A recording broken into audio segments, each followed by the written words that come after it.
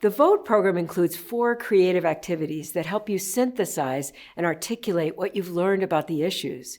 Using debates, role plays, posters, and skits, you gain valuable experience as a passionate advocate and intelligent debater from the conservative, liberal, and radical perspectives. To participate in these activities, there are 7 basic ground rules. First, any one of these activities can be used for any issue. Second, you will need 3 groups for each activity. Your group could have 1 person, you, or many people. The 3 groups don't need to have the same number of participants. Third, your group is assigned either the liberal, radical, or conservative perspective for an activity. The assignment rotates for each issue, so with 12 issues, you'll represent each viewpoint 4 times. Fourth, for every activity, you'll identify the pro points of your assigned perspective and the con points against the other 2 perspectives. Refer to the Voices section. That's where you'll find the monologues, summaries, and talking points. Remember, you can also take a deep dive into the policies by reviewing them in the Tools section. Fifth, don't make up your own arguments.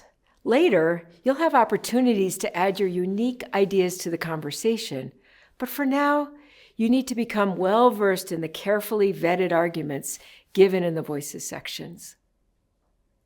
Sixth, when you're representing a perspective that you personally don't agree with, you still need to be earnest, intelligent, and passionate about what you're saying. Make sure you don't fall into the trap of stereotyping by impersonating someone who identifies with that perspective, a celebrity, friend, family member, or anyone else. Use strong arguments and humor to make your points, but please, no sarcasm, insults, or name-calling. Those are completely off limits.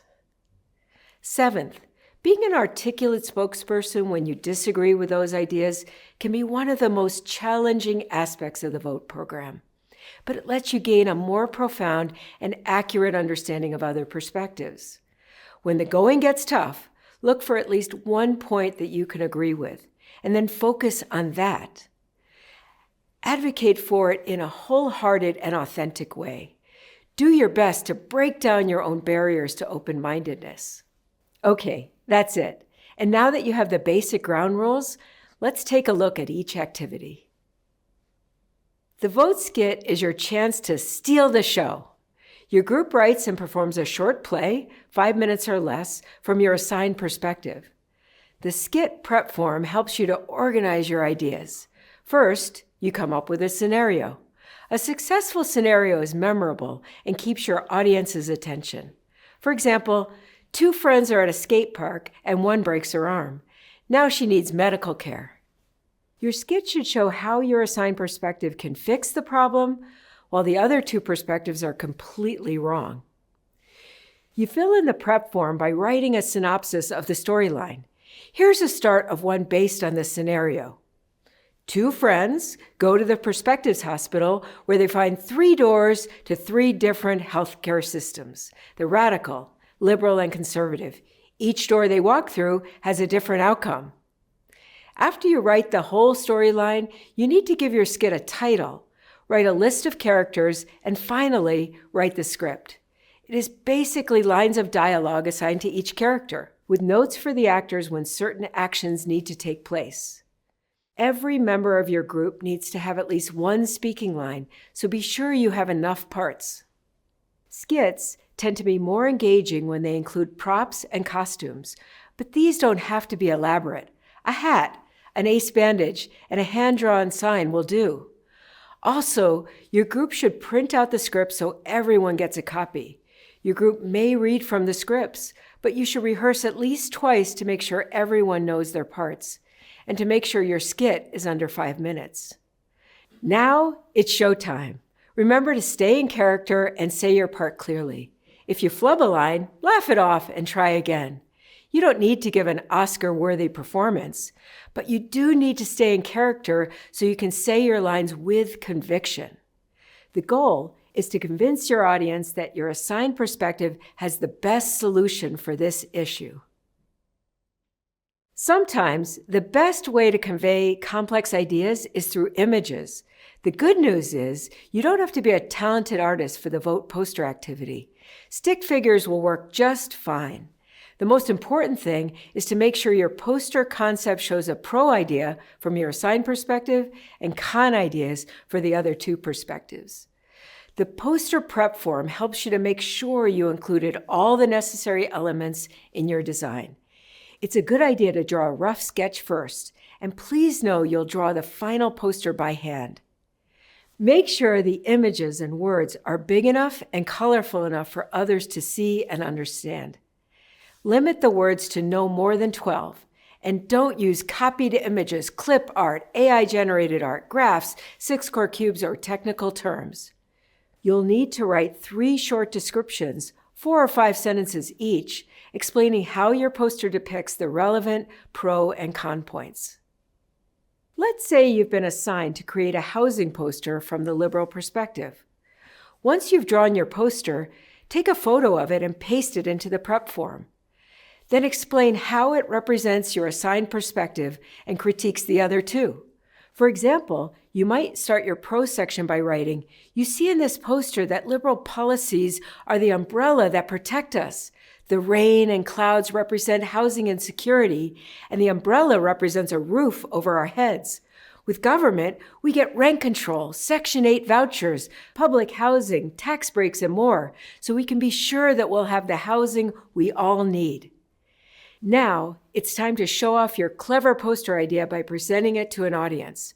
The person who drew the poster should point to the relevant parts as the other group members read, in turn, the pro and con descriptions from your prep form. If you're a group of 1, you'll do all the pointing and reading on your own. The goal is to guide viewers so they understand what they're seeing and are convinced by the strength of your words and images. A debate is a formal back-and-forth exchange of opposing ideas. Debating teaches you to be a better listener because you have to hear what the others are saying so you can formulate a relevant and persuasive response. The debate prep form helps you prepare and organize your arguments. You need to identify 3 unique pro points plus 3 unique con points. Team members choose which points they will say. If your team has only 1 person, obviously you'll be assigned all 6 points.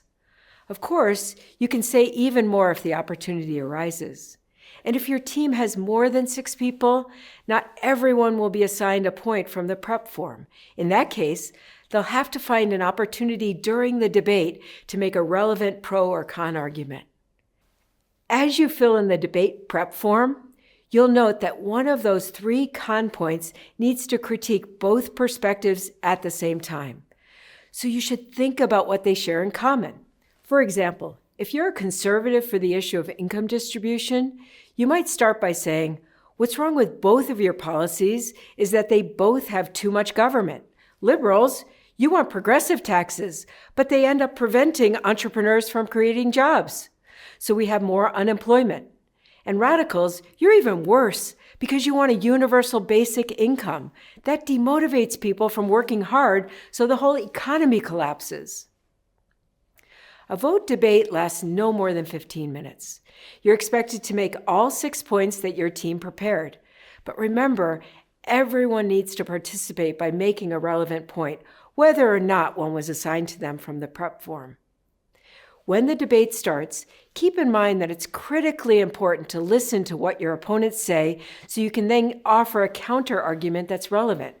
If you don't have one, you might respond with, "I see what you're saying, but you're dead wrong." And then you offer one of your assigned points. Whatever you say in the debate, be passionate and speak with conviction.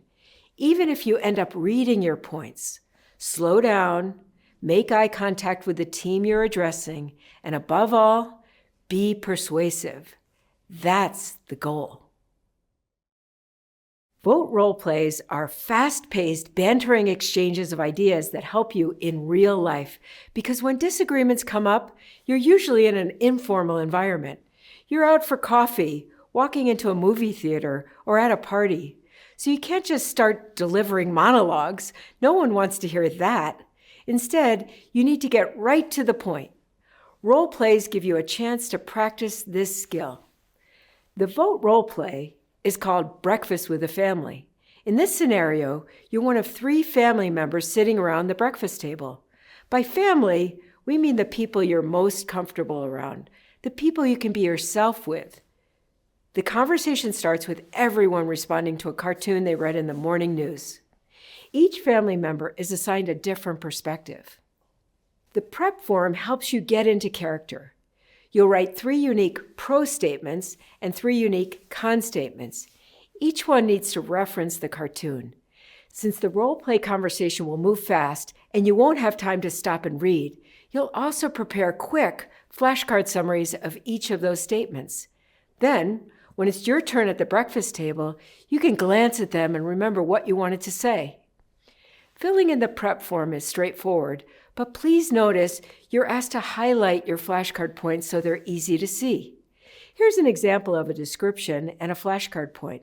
Let's say you're a radical for the issue of retirement security. You would start by writing, "This maze of uncertainty would never happen in democratic socialism because the universal basic pension is guaranteed, so everyone has financial security in their golden years." Then, after you finish your description, your flashcard point would summarize it with something like, "The UBP is guaranteed for all." When the role play begins, each family is composed of a conservative, radical, and liberal. One member from each group starts at the table, and their teammates queue up behind them so they're ready for the next family's turn. Each round lasts no more than 2 minutes. Within that 2-minute period, everyone gives 1 pro point and 1 con point, so you have to be quick. That's where the flashcard points come in. But please keep in mind, this isn't a formal debate. It should sound like you're talking to your best friends. If it doesn't, then you haven't really owned the ideas. You should sound casual but heartfelt. And don't forget to make eye contact, just like you would in a real conversation. Also, it's not a problem if you repeat points made by earlier family groups. The goal here is to find the voice you use in real life to talk about the issue from your assigned perspective. The main thing to keep in mind as you embark on these vote creative activities is to be playful. That's how you make the material memorable and learn the most. So, do your best, be kind, and most importantly, have fun.